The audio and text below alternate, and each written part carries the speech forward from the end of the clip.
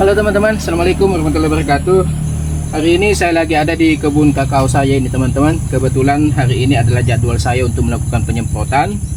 Dan pestisida yang saya gunakan itu ya ini teman-teman. Fungisidanya adalah Koprosit dari PT Kresna Kimia ya teman-teman, Koprosit. Ini bahan aktifnya ini adalah tembaga ya teman-teman. Nih bahan aktifnya adalah tembaga. Ini saya gunakan sekitar 1,5 sendok saja ya teman-teman, karena saya hanya melakukan hanya pencegahan saja. Jadi cukup saya kasih 1,5 sendok saja. Beda kalau sudah sakit parah itu teman-teman, itu kita harus kasih sekitar 2 atau 3 sendok ya.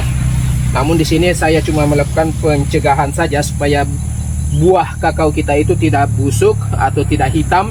Ya kita gunakan ini ya teman-teman. Ini Koprosit, warnanya warna biru ya teman-teman. Ini banyak kemasannya ya. Nih. Nah setelah ini, jadi sebelum kita masukkan ke dalam tangki sprayer itu teman-teman, itu kita harus melarutkan dulu ya, seperti ini. Kita larutkan dulu.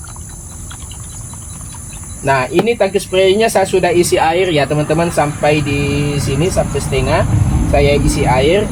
Lalu kemudian saya larutkan dulu fungisidanya, karena saya dahulukan fungisida ini karena dia adalah tepung ya teman-teman. Dia bentuknya tepung, jadi saya harus larutkan dulu ini. Kemudian saya masukkan. Nah setelah itu ini saya gunakan juga insektisidanya dengan merek dagang Halona ya teman-teman. Di sini saya gunakan Halona ini karena dia memiliki 2 bahan aktif ya. Yang pertama itu chlorpyrifos dan cypermethrin. Jadi ada 2 bahan aktif yang dikandung oleh Halona ini, yaitu chlorpyrifos dan cypermethrin teman-teman ya.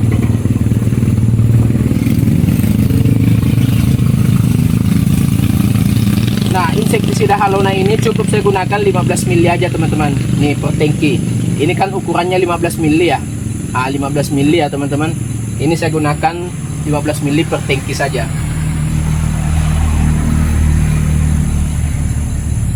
Oke. Cukup ya. Ya, hanya 2 bahan ini saja teman-teman saya gunakan. Ini.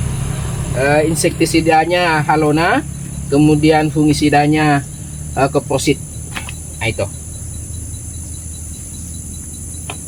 Nah setelah itu saya isi penuh air teman-teman.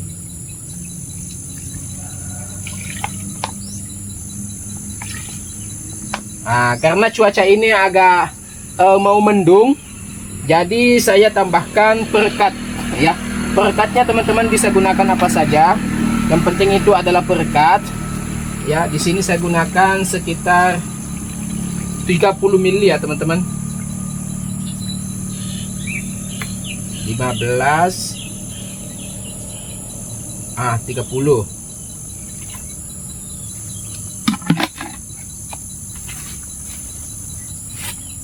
Oke. Nah, setelah kita isi penuh air, saya juga tadi tambahkan perekat.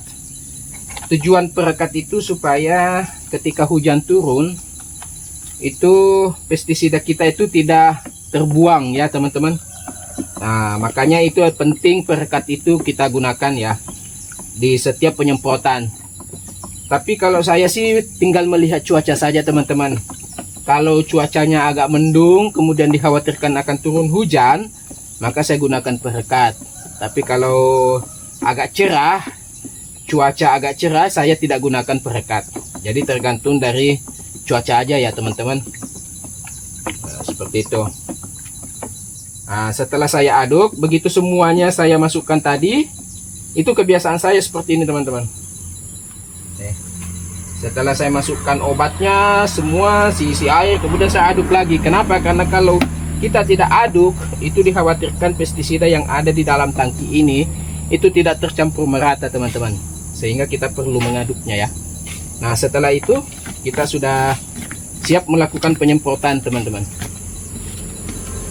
Oke.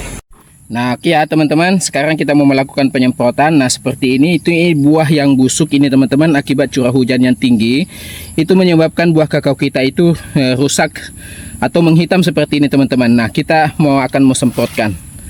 Nah, seperti ini. Ya, tuh cukup ya. Kemudian seluruh batang tanaman itu kita semprot ya teman-teman. Seperti itu. Nah, seperti ini. Kita semprot semua secara keseluruhan gitu teman-teman. Tuh ya. Ini juga tak semprot tuh ya, supaya tidak ada yang hitam-hitam lagi. Oke teman-teman, terima kasih ya sudah ngikutin video aku dari awal sampai akhir, dan sampai jumpa di video selanjutnya. Bye bye.